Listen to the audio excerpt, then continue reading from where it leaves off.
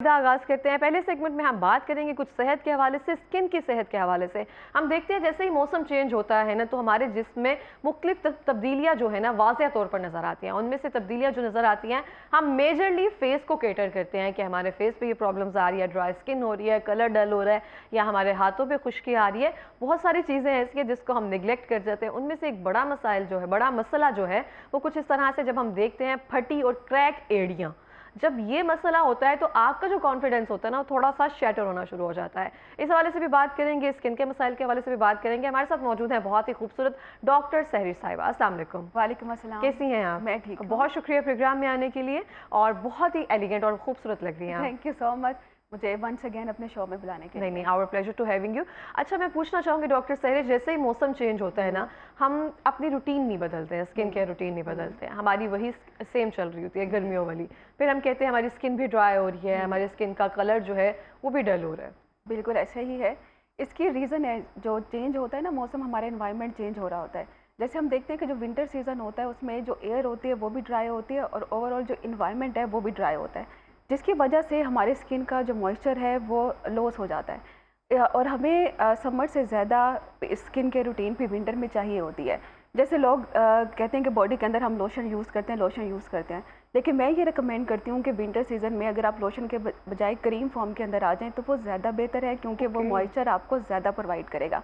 क्योंकि जो लोशन होता है ना वो थोड़ी देर के बाद वेपोरेट हो जाता है। अब विंटर्स के अंदर वैसे ही हमारे स्किन का मॉइस्चर वेपोरेट हो रहा है, ऊपर से अगर आप लोशन बेस्ड अगर आप मॉइस्चर यूज़ करेंगे तो वो भी वेपोरेट हो जाएगा। तो आप जो ड्राइनेस के लिए लगा रहे थे, थोड़ी देर के बाद फिर वही क्रैक्ड और ड्राइनेस आपको फील होगी, तो उसका फ़ायदा कोई नहीं है।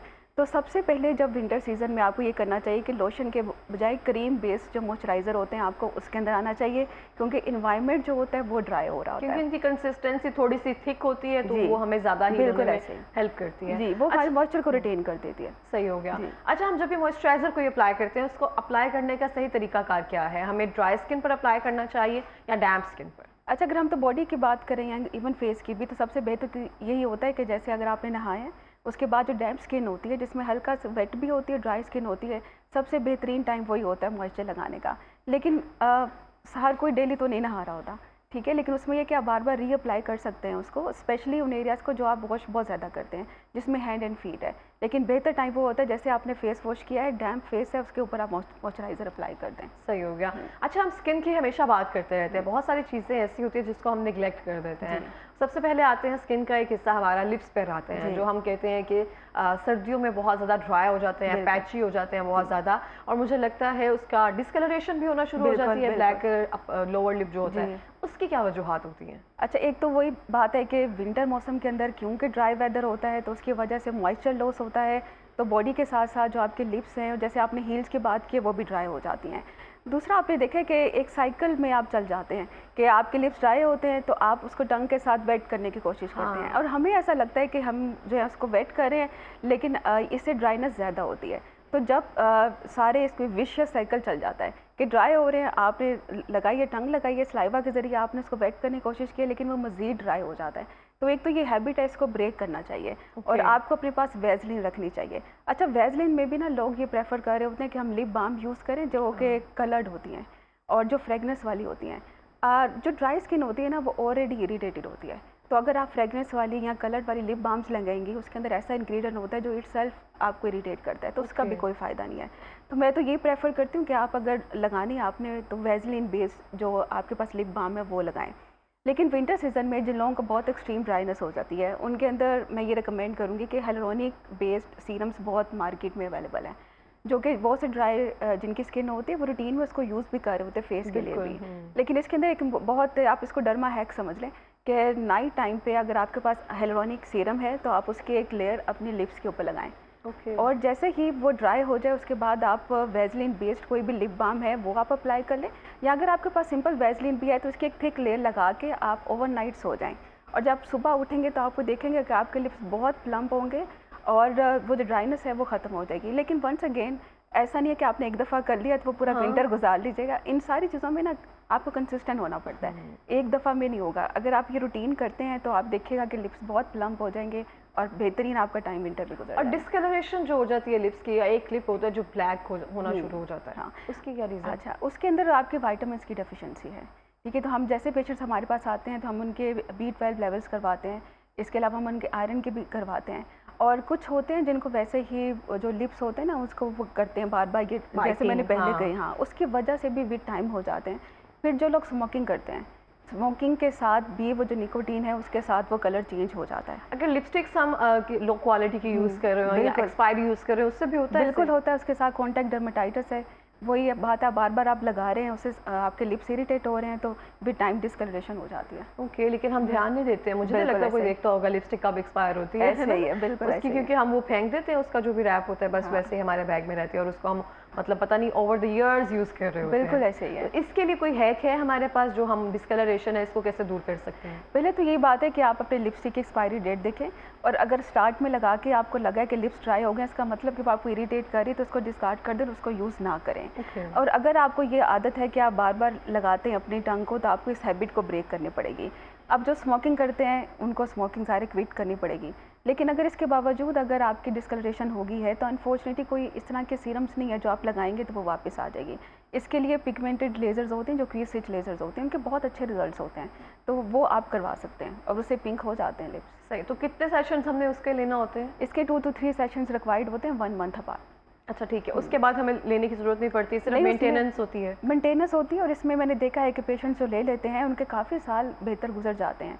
लेकिन अगेन आपको जिस वजह से मसला हो रहा है, हाँ, उसका ख्याल रखना ज़रूरी है बहुत ज़्यादा। हम वो नहीं करते हैं, कोई फेशियल कोई ट्रीटमेंट वगैरह भी ले लें उसके बाद भी हम नहीं करते हैं एहतियात वगैरह, फिर वो चीज़ वापस अपनी जगह पर आ जाती है, हमें लगता है एक जादू हो गया, वो साल हर साल चलेगा। बिल्कुल ऐसा ही है। अच्छा, अब हम आते हैं क्रैक हील्स पे। ये बहुत एक मेजर प्रॉब्लम है, आपने आते ही मुझे उसके बारे में कहा कि हमें इसको डिस्कस करना चाहिए, तो ये बिल्कुल डिस्कस करना चाहिए। बहुत सारी ख़वातीन को मैंने देखा है, वो बाकायदा बहुत खूबसूरत है, पर्सनैलिटी एक वो है, लेकिन एक चीज़ जो होती है ना, वो उनको थोड़ा सा जो कॉन्फिडेंस है ना उनका शैटर ज़रूर कर रही होती है, वो क्रैक हील्स होती है। पहले तो इसकी वजह पर आते हैं कि होती क्यों है। ठीक है, ज़्यादातर मैंने इसलिए कहा था कि बात करने, क्योंकि रूटीन में विंटर्स में हम देखते हैं कि हमारे क्लिनिक्स और ओपीडी में काफ़ी पेशेंट्स की, और ये समर में कुछ नहीं चल रहा होता है, लेकिन वैसे ही विंटर स्टार्ट होता है तो पेशेंट्स फिर इसके लिए आना शुरू हो जाते हैं। अगेन रीज़न वही है कि ड्राई वेदर है और आपका एयर ड्राई है, जिसकी वजह से ये हो जाता है।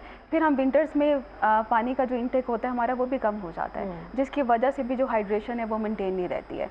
तो ये सारे जो फैक्टर्स हैं ये क्रैक्ड हील्स कर देते हैं। अब अगर हो गए तो इसको करना क्या है? अच्छा, क्रैक्ड हील्स में जो सबसे बेहतरीन रहते हैं मॉइस्चराइज़र वो होते हैं जो यूरिया बेस्ड होते हैं। यूरिया बेस्ड होते हैं, ओके ठीक है।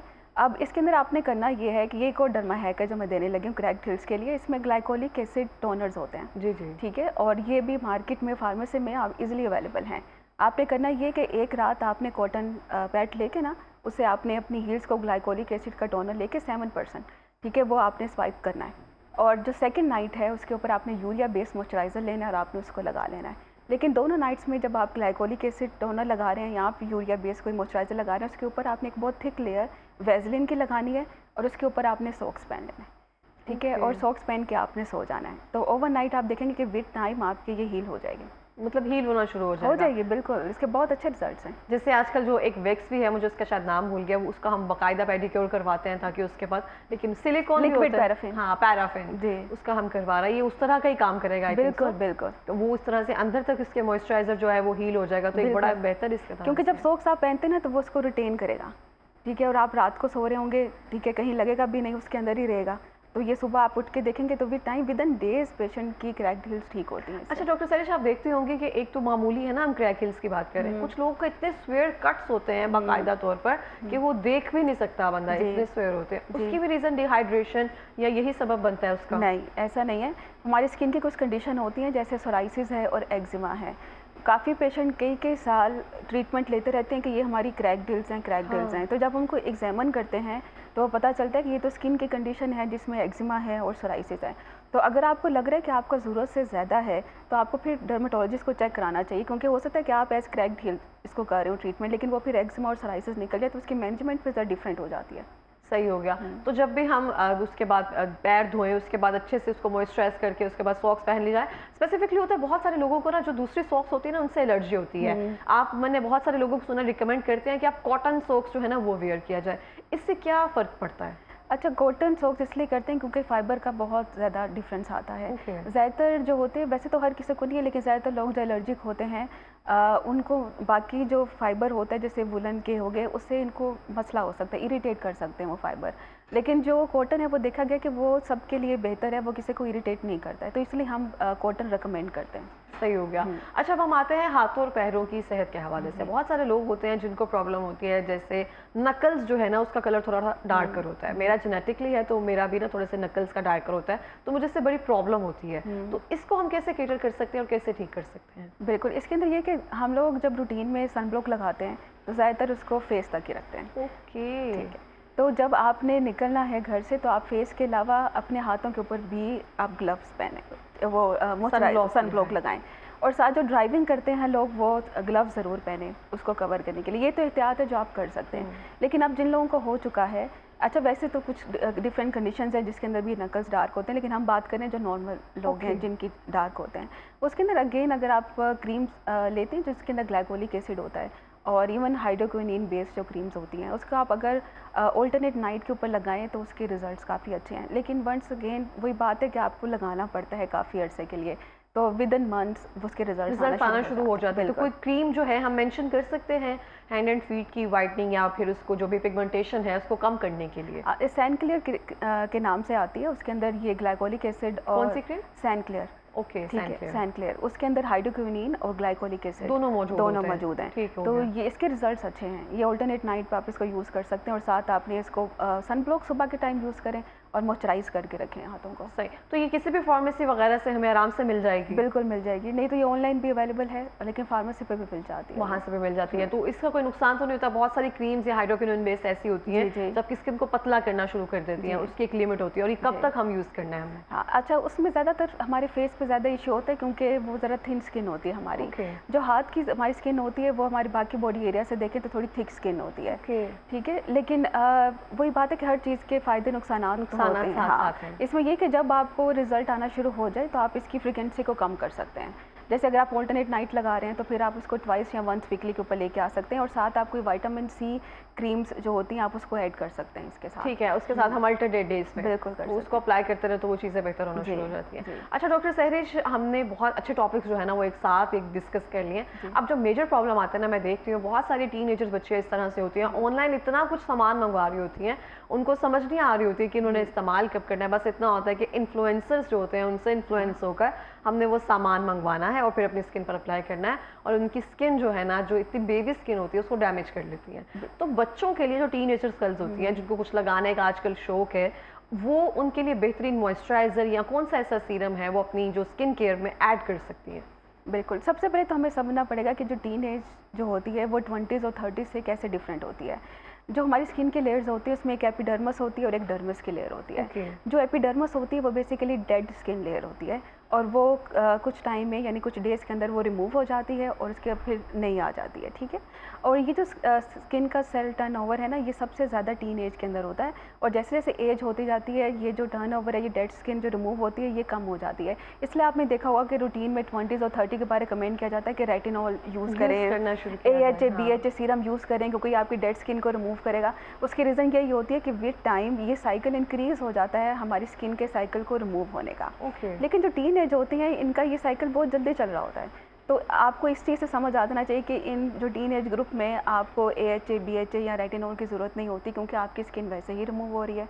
नंबर 2 जो डर्मस है वो उसके अंदर हमारी प्रोटीन्स होती हैं कोलाजन और इलास्टिन, और ये वो प्रोटीन्स होती हैं जो हमारी स्किन को प्लम्प करके रखती हैं, और यही वजह से जो टीन एज की स्किन होती है वो थोड़ी सी प्लम्प होती है।